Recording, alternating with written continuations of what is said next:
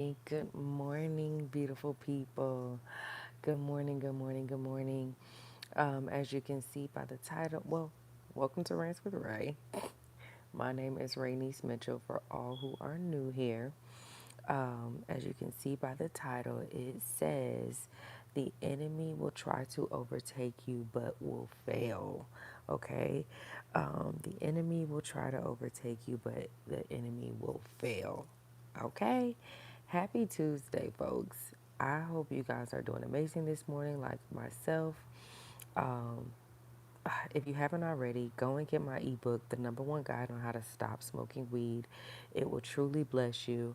Not only will it break the spirit of addiction off of you, but it will also help you find the things laying dormant within yourself that is making you believe or making you feel like you are codependent or you need weed to cope, right? It will also help you get closer to God within that entire process. So it just all around will be a blessing, okay? So definitely go and check that out. You can find it in my community board or in the description box after the live. Okay? Okay. So, you guys, I'm so excited. This message is a good message and it's a quick one. The enemy will try to overtake you, but the enemy will fail. Okay, and I got this message as I was watching this show called Flash with my nieces and nephews, and it was a scene in one of the episodes where the enemy. Okay, let me just read what I wrote down because I took some notes, y'all. Now, it says in Flash, there was this enemy called Savitar.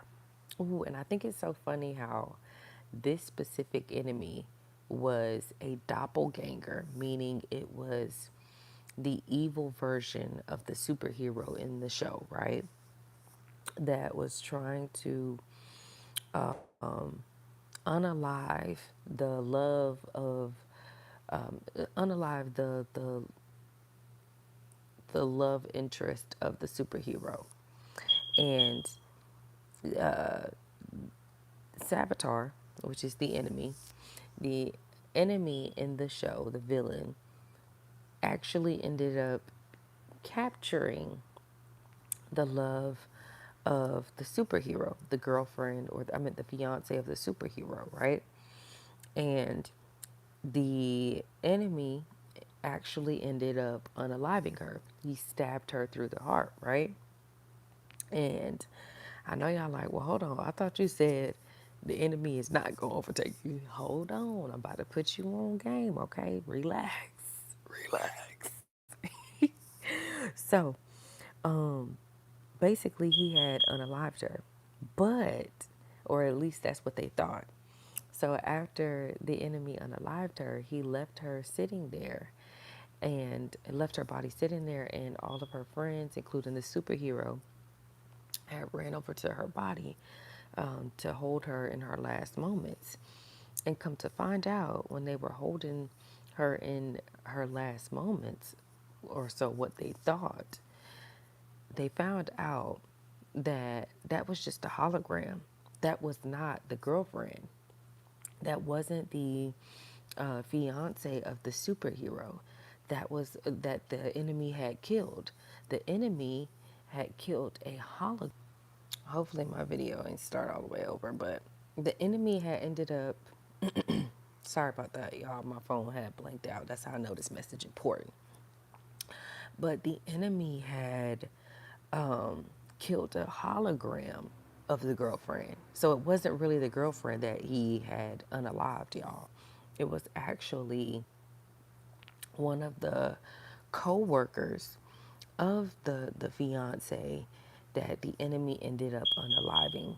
So that and the co-worker ended up putting up a hologram so that the fiance would not be unalived. And what I got from that was God is saying for every plot that the enemy sets up, God has a plan to overtake the enemy no matter what. No matter what the enemy has planned for your life, it will not be able to touch you. The fiance of the superhero was untouched. Not a hair on her head was touched. And God is saying that the enemy will not be able to touch a hair on your head. There will be, for every plot that the enemy sets up, God has another plan set up for that plot. Okay. And the enemy is upset because you've broken many strongholds that he has planted and set up deep within your bloodline. Because you have broken major things off your bloodline, the enemy is mad, y'all. Mad. Okay, let me go to the next page with my notes. Okay. But this was a major key that I had got from the show as well. No matter what, love and forgiveness cures anger. Love and forgiveness cures anger. Forgiveness is the key to overcoming the enemy. When you decide to forgive the enemy for whatever the enemy has done or is trying to do, you automatically rob the enemy of its power. You automatically take back the power from the enemy that he has stolen from you, whether that power may be your dignity, your confidence, your whatever the thing is that you feel like the enemy has stolen. When you decide to forgive the enemy, like what is that? It will open the door for God to move on your behalf in a supernatural way. Okay? And whatever the plot that was planned for your demise will not happen. It will be destroyed because it is going to automatically cancel out every plot of the enemy. Every evil plan that the enemy has set up for you to fail will be destroyed. Because, for one, God already has, for every plot. Okay, I'm back. This is the second time that the video has cut off, so let me hurry it up. For every plot and plan, for every plot that the enemy has set up, God has a plan for that plot. The plot will not be able to work against you, and you are about to see God come through for you in such a major way. Breakthrough, you are right on the verge of breakthrough, and the enemy wants to make you believe that because you're experiencing all this warfare, that you are doing something wrong, but you're really not. You're doing everything right, and that is why you are experiencing the warfare. So don't be tricked out your spot. Don't allow the illusions of things looking like it may not be going right or looking like it's falling apart. Don't let the illusions confuse you or deter you, because even when everything looks like it's falling apart, it's really all falling together. Everybody had thought in the show that the fiance died because they were trying to save her, and lo and behold, she didn't. She was saved, and honestly, not a hair on her head was touched. Somebody else died in her place. And God is saying that, ooh, this is what I'm feeling in my spirit.